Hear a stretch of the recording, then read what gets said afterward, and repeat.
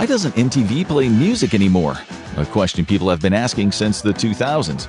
But today there's an even bigger question. Does MTV even exist anymore? It was the channel that revolutionized the music industry, yet today it's just a shadow of its former self. People once shouted, "I want my MTV." Now millions are tuning out. Where did it all go wrong? Join us on today's episode of The Infographic Show, The Reason MTV Failed. You're flipping through the channels for the first time in ages, forced into this relic of the past because your internet and streaming services are down. As you mindlessly scroll, something makes you stop cold. Your jaw drops. MTV? MTV is still around? At first, a wave of nostalgia hits you. You remember the days when MTV was always on in the background, blasting music videos, shaping pop culture. You wait, hoping to relive a piece of that era, but then you see what's actually on. The channel was almost unrecognizable, a fading relic of its former glory, and now it's failing. But to understand why MTV collapsed, we first have to understand why it took over the world in the first place. The music television channel, known as MTV, hit televisions across the U.S. shortly after midnight on August 1st, 1981. At the time, few believed it would succeed. A channel dedicated entirely to music? Sounds like a long shot. But then came its first music video, "Video Killed the Radio Star" by the Buggles. A bold, on-the-nose choice that sent a clear message. Music videos weren't just entertainment, they were about to change the industry forever. Up until then, singers and bands rarely created separate music videos for their songs. After all, why would they? Where would they be shown? Music was played on the radio, on records, and on cassettes. The term music video didn't even exist yet. At the time, MTV's programming was described by Time magazine as video records, current recordings illustrated by 3 or 4 minute videotapes. It sounds like an alien trying to explain Earth's music videos to their overlord. The novelty of music videos created an issue for MTV in its early years. It literally could not find enough music videos to play. In the beginning, the channel only had between 150 and 250 music videos. Sorry, we meant video records illustrating current recordings. And few of them were by popular artists. With 24-hour programming, MTV burned through its music videos fast. Before long, they were looping the same videos over and over. And to make things worse, top cable companies didn't even want to air them. However, MTV was given one last shot at success. A $2 million lifeline to turn things around. With that money, they launched the iconic "I Want My MTV" campaign, featuring megastars like Mick Jagger and the Police, urging young viewers to call their cable providers and demand MTV. And it worked. MTV got offered on most cable packages, got more viewers and more bands. Record executives realized that producing music videos would get them free MTV airtime, increasing their album sales. The channel boomed, elevating along with it the careers of now famous names like Michael Jackson, Madonna, and Guns N' Roses. In fact, many people argue that Michael Jackson's incredible videos for Beat It and Thriller, to name just a few, is a big reason why MTV skyrocketed in fame in the first place. The older generations, for the most part, either didn't get the point of the channel or actively judged it. MTV at that point in time had a youthful rebel reputation. Craig Marks, who wrote a book on the channel's history, said, "They thought that MTV was a bunch of coked-up rock and roll fiends." And they were right in a way.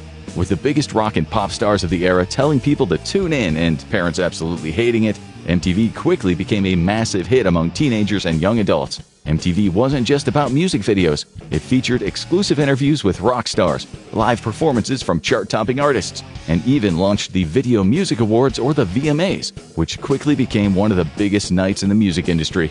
Against all odds and the doubts of the naysayers, MTV succeeded. So, what happened?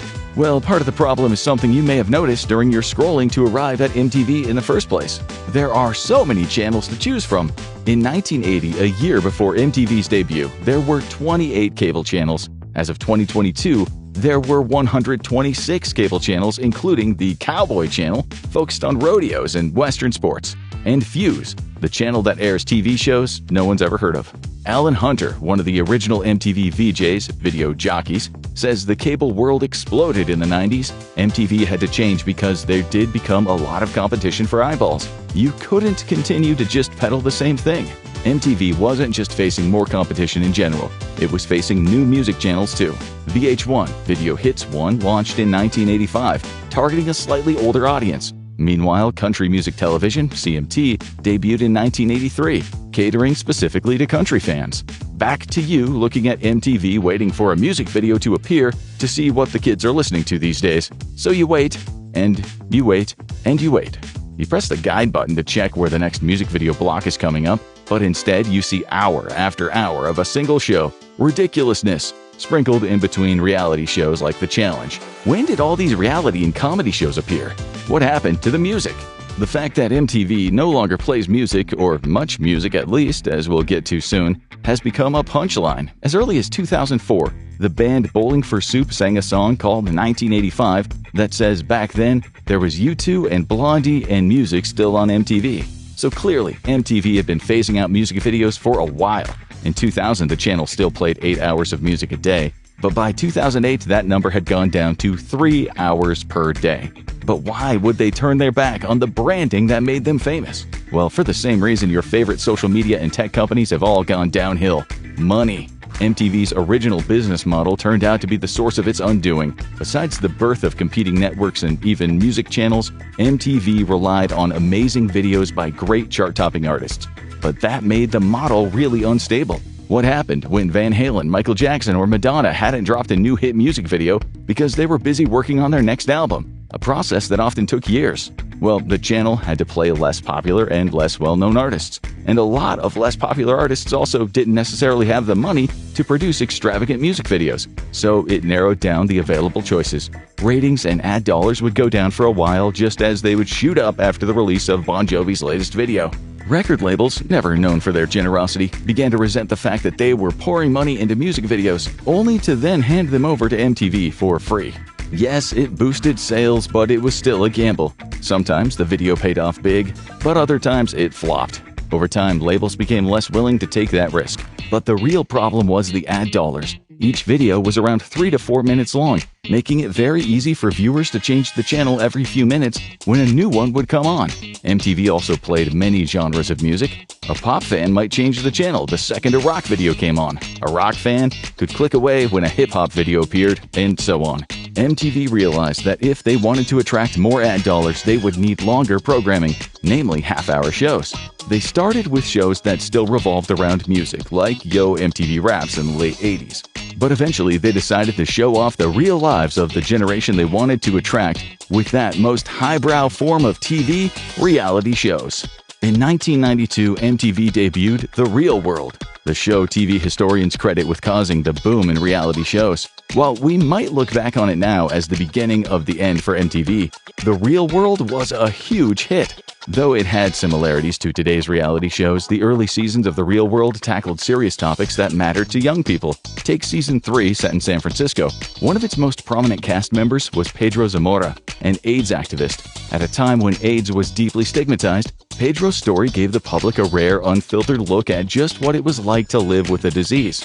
Young viewers across the country kept tuning in, not just for the drama, but for real human stories. But eventually, to keep the ratings up, producers tried to put together casts and situations that would create more and more drama. Meaning every season devolved further into the kind of reality shows we love to hate today. And best of all, reality programming was cheap. It turns out you don't need much money to record people lacking therapy and sleep and making terrible decisions.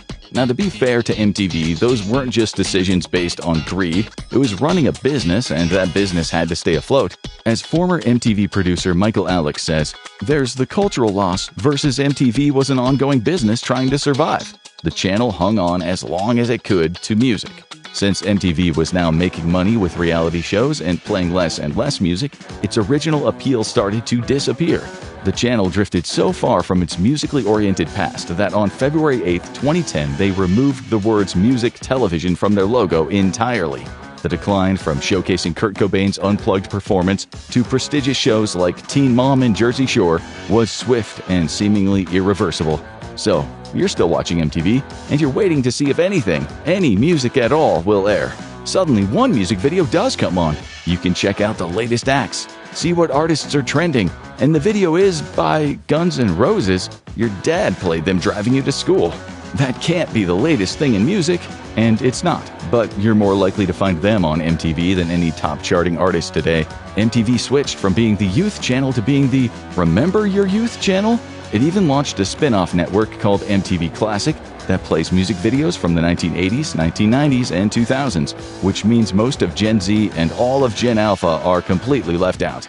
And the lack of effort on the part of the network to appeal to younger viewers is obvious. In 2015, younger people were interviewed on their viewing habits, and many confirmed that they didn't consider MTV a cool option anymore. There's also the issue that Gen Z and millennials, the generations a music-based channel would most likely want to target, rarely watch cable at all anymore. While this has affected all cable channels, it's hit the ones that appeal to young people like MTV the hardest. A Hub Entertainment research survey recently found out that 13 to 24-year-old viewers spent only 16% of their time watching traditional TV shows, but they spent 21% of their time watching non-premium online videos, mostly on platforms like YouTube. In fact, YouTube is so popular that it's the first streaming platform ever to get over 10% of total audience viewing time, according to Nielsen's Gauge report. And YouTube is another huge factor in MTV's decline that we'll get to shortly. But the problem is that even the older generations MTV may have wanted to appeal to are tuning out. Nielsen ran the numbers for the 18 to 49 demographic, and they're bad. In 2013, approximately 542,000 people in that age range watched MTV during primetime hours. In 2014, that number dropped to 497,000 people, and in 2015, it ended up being around 361,000. We'll do the math for you. That's a 34% decline in viewership in 2 years. The trend away from younger audiences is even reflected in the VMAs, the awards show started by MTV. They've gone from a star-studded, highly watched show to oh, hey, are they still doing the VMAs? The last VMAs held in 2024 were mostly a tribute to bands and musicians that hit peak popularity 15 to 30 years ago. The Red Hot Chili Peppers, LL Cool J, and Busta Rhymes, just to name a few. As one Vox article states, for a brand that once represented the freshness of youth culture, it seems to be frozen in time. So, what about today's hottest artists? Where are they? Well, it's a reflection of how low opinions of the VMAs are, that in 2020, chart-topping acts like Billie Eilish, Harry Styles, and Megan Thee Stallion don't even show up for the awards. And why would they? Their target demographics aren't watching them, and they may not even know the award show still exists. In 2000, the VMAs drew a massive 9.85 million viewers, despite the era's questionable fashion choices. Looking at you, fake tans and low-rise jeans. By 2023, that number had plummeted to just 913,000. That's less than your average YouTube commentary video. So younger viewers have tuned out of MTV Music, and they seem to care even less about its reality programming for two reasons. First of all, Netflix is running a filming bad decisions empire that viewers can access at any time they want. Why wait around for the rerun of Jersey Shore that you have to tune into at a specific time? Second, a lot of MTV reality show sensibilities, like the channel's music, have remained frozen in time.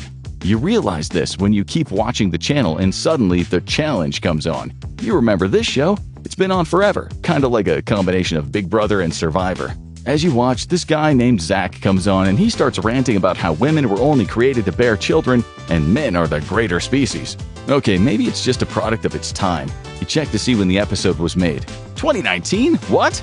Well, changing attitudes towards society and marginalized groups, particularly among Gen Z, have made a lot of MTV's original programming seem, well, cringy. And the thing is, once the channel's reality shows set the tone in the 90s and early 2000s, they haven't changed much, even though social attitudes have. The Challenge has been called out for the blatant sexism, racism, and homophobia of many contestants, often enabled by the producers and aired on the final edit. Susie Meister, a former contestant on The Challenge, one of MTV's longest-running reality shows, shared her story of horrific misogynistic behavior on the show.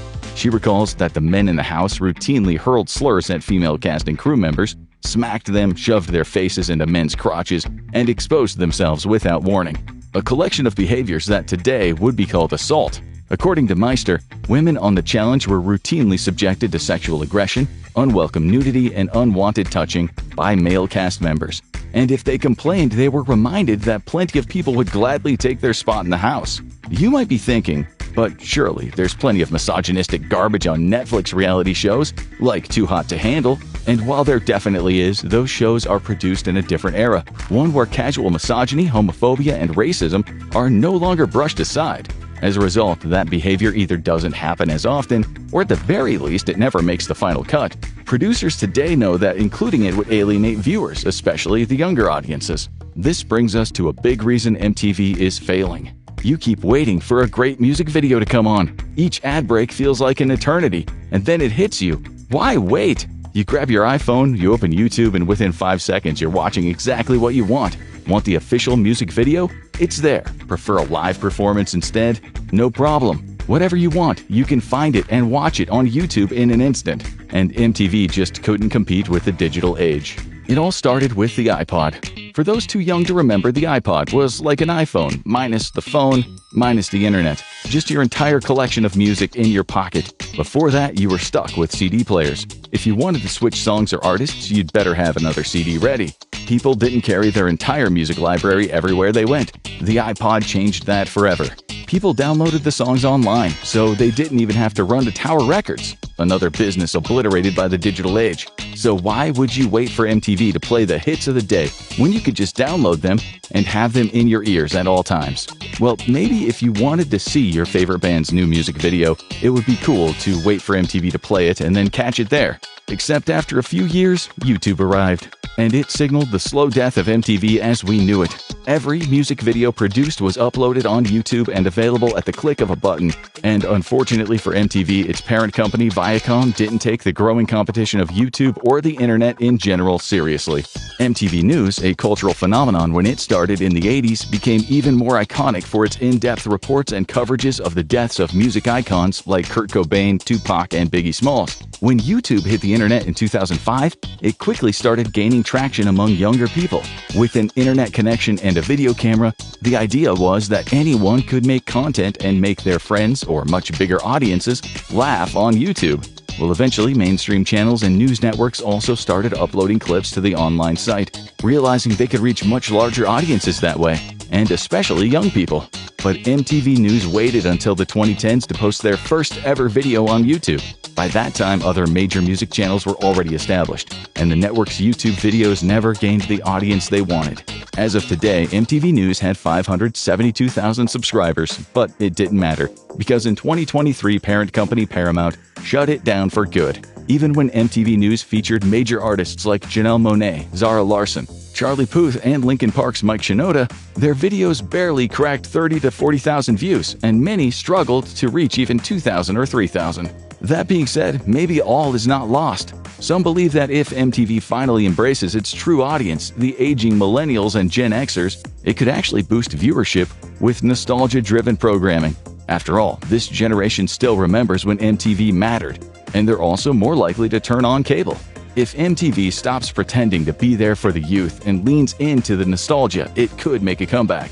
And the executives at the network are coming around to that idea. In 2018, they relaunched the iconic Jersey Shore program as Jersey Shore Family Vacation. That same year, they also announced that they would soon be premiering The Hills: New Beginnings, a relaunched version of 2006's The Hills, the show that made Lauren Conrad and Kristen Cavallari household names at the time. And it seems to be working. Reality shows like Love and Hip Hop Atlanta and Caught in the Act Unfaithful gave the network its highest total day rating since December 2022. Meanwhile, the 40th season of The Challenge in 2024 pulled in its best ratings in 3 years, a 49% increase from season 39 among the 18 to 49 demographic. However, some argue that this ratings bump has less to do with MTV's new strategy and more to do with the writers and actor strikes, which froze scripted TV production for nearly a year. Plus, there's only so much MTV can bank on nostalgia. If it doesn't start drawing in new viewers, the network's future isn't looking too bright.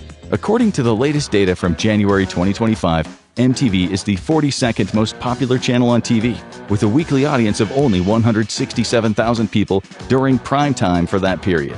And that was one of its better weeks so far in 2025. So, it seems like the iconic music or former music channel may soon be looking to shut down forever. MTV isn't what it used to be. So what do you think went wrong? Was it reality TV overload, the decline of music videos, or something else entirely? Drop your thoughts in the comments below.